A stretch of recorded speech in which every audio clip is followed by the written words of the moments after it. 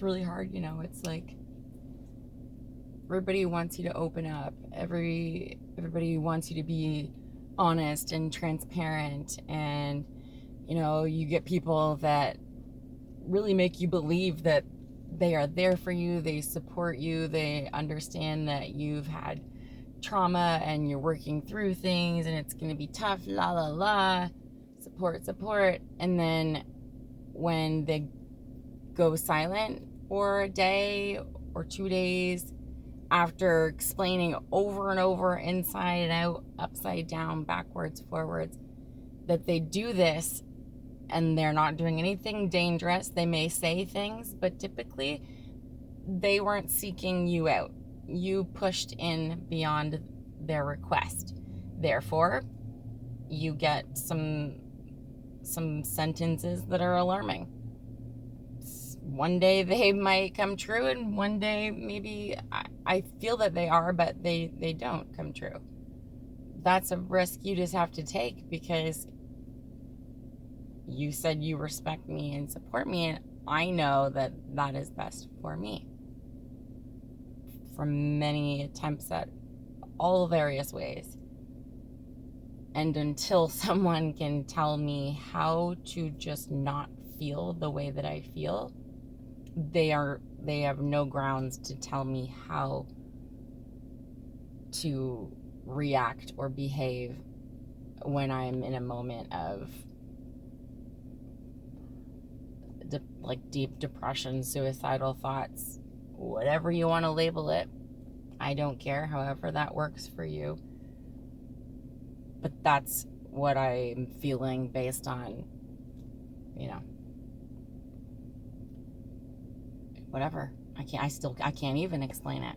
And that's why it's hard for me to believe anyone can really diagnose anyone properly, when nobody really knows what anyone is feeling truly or thinking.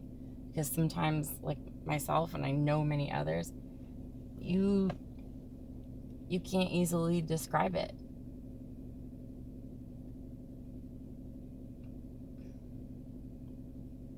I know I can definitely feel when someone is close and they don't.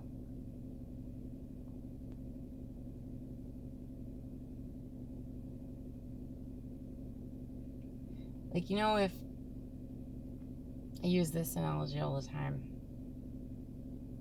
or whatever we call it, if someone you know and care about, or even just know, came up to you randomly, anywhere, wherever, and said, with a terrified look in their eye and a very serious tone, please, you cannot say one single word, you cannot make one sound, just be normal, just look at me until I say otherwise, or else I'm going to be hurt, harmed, whatever the case.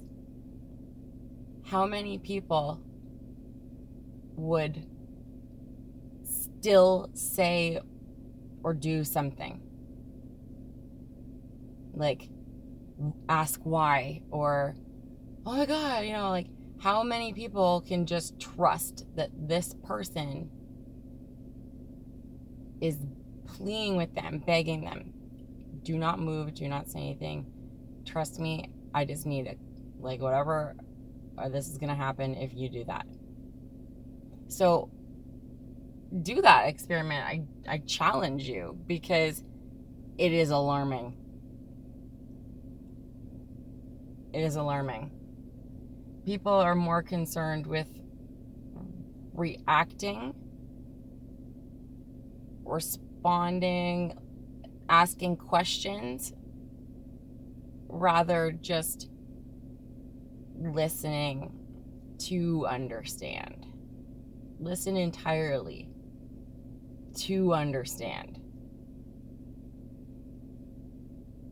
Because if these people would just listen, look in that person's eyes, and trust them, like, you know, the other way around, you want me to trust you, but, you know, Because after you've successfully not moved, not spoken, you did what they said because otherwise they would get hurt, then you will understand why that happened. They will explain to you why they asked you to do that.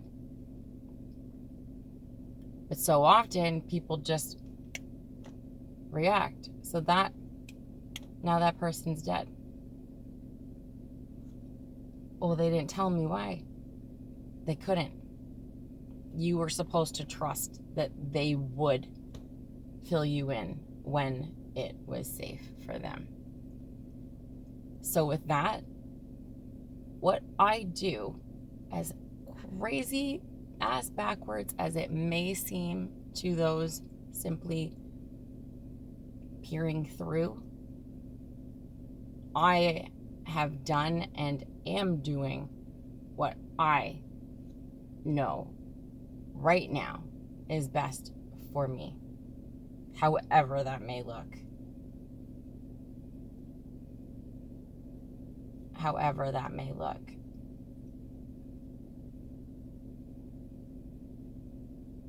Physically, I have my own back, but I feel like there is definitely a higher power that's got my back too.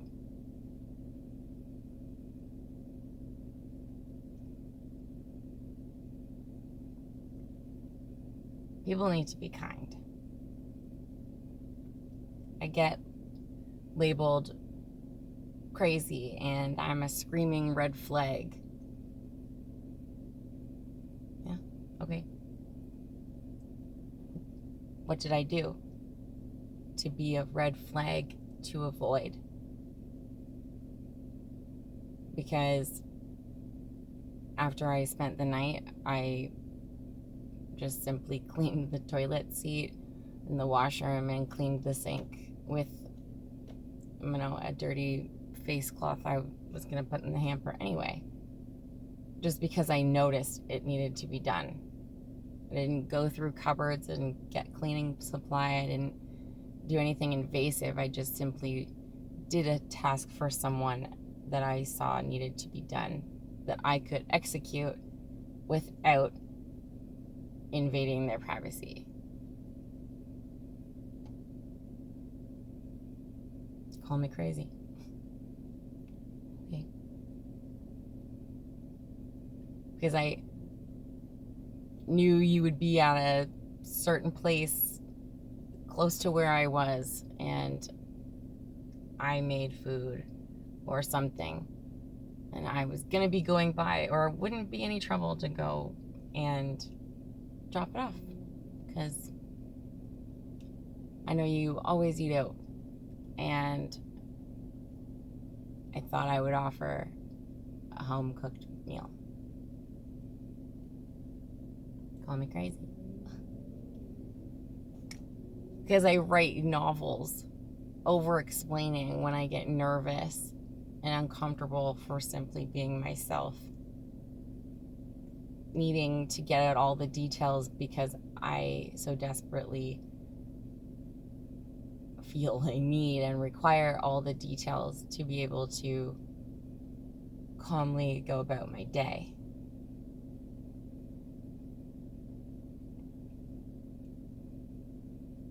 I want to make the person I'm talking with completely understand all the moving parts to whatever they asked me or something I'm sharing with them. And for many reasons, I don't want there to be confusion later.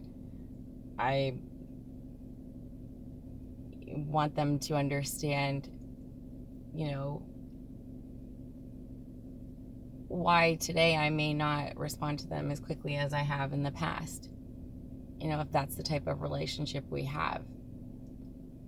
That's me thinking of other people in my life's feelings. Call me crazy.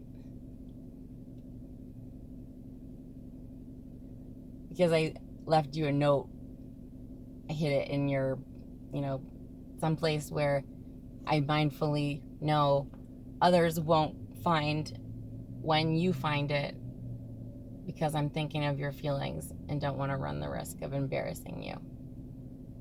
But I still want you to find a message that's just something nice or lets you know that you're being thought of randomly or thought of in that moment to do that. I guess I just want to tell people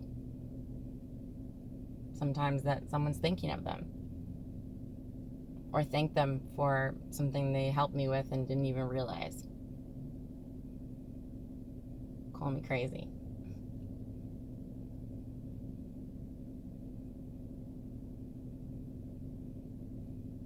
When you ask me what I do for a living or, what's my story, I don't fabricate Walmart greeter with magazine model.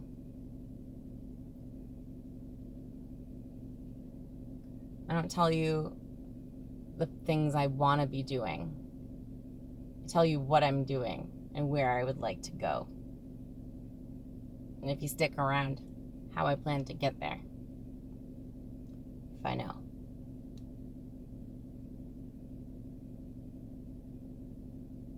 I don't order a skinny martini or a popular drink. I order the Caesar, depending where you're from, the Bloody Mary, with lunch in it. And I eat every piece that's in it. And I love every moment of it.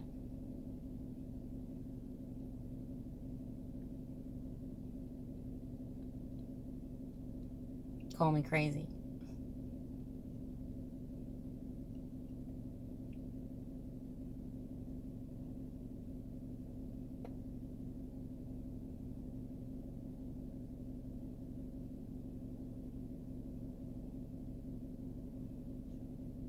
Call me crazy.